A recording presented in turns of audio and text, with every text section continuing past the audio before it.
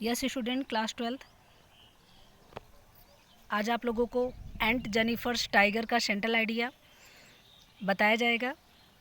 इसके पहले आपके जो भी कोर्स में, जो भी आपके सिलेबस में जितने भी चैप्टर थे, प्रोज, पोइट्री और विस्टस, सब आप लोगों का कंप्लीट हो चुका है।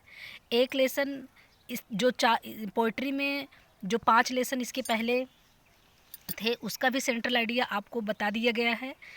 और ये लेसन बचा था, लेसन 6 है, जिसका सेंट्रल आइडिया हमको आपको बताना था। तो बाय एड्रिन रिच इसकी पोइटिस हैं। आइए हम अपने सेंट्रल आइडिया पर चलते हैं। The beautiful poem is composed bye Adrian rich. ये बहुत ही सुंदर पोएम है और इसको लिखा गया है एड्रिन रिच। देखिए, सेंट्रल आइडिया लिखने से पहले, जब हम लिखने में शुरुआत करते हैं, तो सबसे पहले हमें उस सेंट्रल आइडिया का नाम, सेंट्रल आइडिया में पोएम को लिखना होता है और पोइटिस या पोइट जिन्होंने इसको लिखा है, उनका नाम हमें सेंट्रल आइडिया में डालना पड़ता है। In this poem she tells how the powers of the patriarchy. इस पोएम में पोइटिस ने हमको बताया है कि किस तरह से इस पुरुष सत्तात्मक, पेट्रार्ची मतलब पुरुष सत्तात्मक समाज में, जैसे कि हमारा समाज है पुरुष सत्तात्मक समाज है, तो पोइटिस इस बात को बताने की कोशिश करती हैं कि किस प्रकार से इस पुरुष सत्तात्मक परिवार में कंट्रोल वुमेन्स बॉडी, वो औरतों को शारीरिक रूप से तो कंट्रोल करता है, बट नॉट दियर माइंड्स, लेकिन उनके मस्तिष्क को कंट्रोल नहीं कर सकता। सी टेल्स दैट, वह बताती हैं, that women's remain slave of males. अपने इस पोएम के माध्यम से बताती हैं कि that women's remain slave of males, औरतें क्या हैं, वो पुरुष के दास के रूप में रहती हैं, अर्थात पुरुष उनको अपना दास बनाकर रखता है, because of the institution of marriage. Marriage नाम के इस संस्कार से, इस संस्था से औरतों को उनका दास बनकर रहना पड़ता है। They have remained object in the hand of male, और वो मनुष्य के हाथ की एक वस्तु बनकर रह जाती हैं। दो ऑल हर एज, अपने पूरे जीवन भर वो मनुष्य के हाथ की एक वस्तु बनकर रह जाती हैं। The poem makes this point, यह पोएम इस बात को रिप्रेजेंट करता है, बाई रिप्रेजेंटिंग, इस बात को रिप्रेजेंट करता है the wild interesting powerful tiger.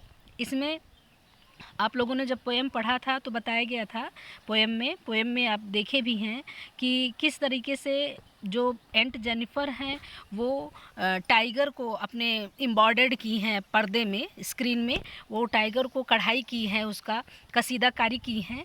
तो वो जो टाइगर है वो उनके पर्दे में उछलता है, कूदता है, यद्यपि वह बहुत पावरफुल है।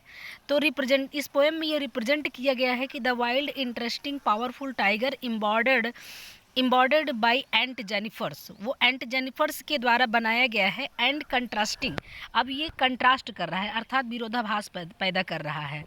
यद्यपि वह पर्दे में है, लेकिन वह उछलता कूदता है, वह स्वतंत्र है। लेकिन जो आंट जेनिफर हैं, उनकी जो मतलब आंट जेनिफर यहाँ पर जो आंट के रूप में है, जो उनकी चाची के रूप में है, वो कौन है, वो क्या करती हैं, वो अपने पति के उस अंगूठी, जो सेरेमनी की अंगूठी अपने हाथ में पहने हुई हैं, उससे क्या कर रही हैं, उससे वो उनको सिलाई करने में, उनको स्वेटर बुनने में क्या है, बहुत ही तकलीफ़ हो रही है। कहने का मतलब वो एक प्रकार से उनको शादी के बंधन में वो बंधी हुई हैं।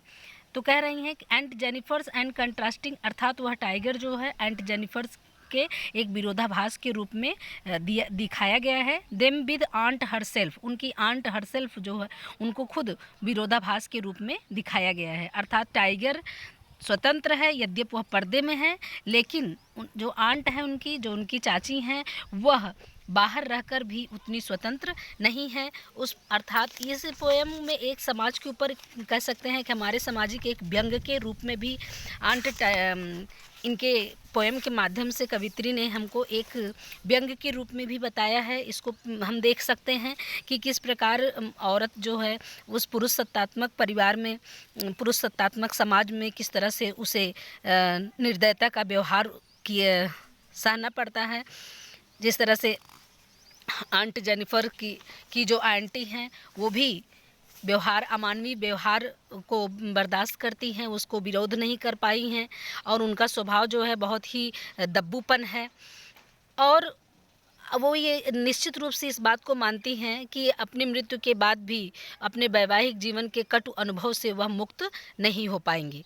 तो इस प्रकार से ये पोएम का सेंट्रल आइडिया है। आई थिंक ये सबसे ही बेस्ट सेंट्रल आइडिया होगा आप लोगों का आपकी पोएम के लिए, और इतना आप लिखेंगे तो निश्चित रूप से आपको अच्छा मार्क्स मिल सकता है। Okay, thanks.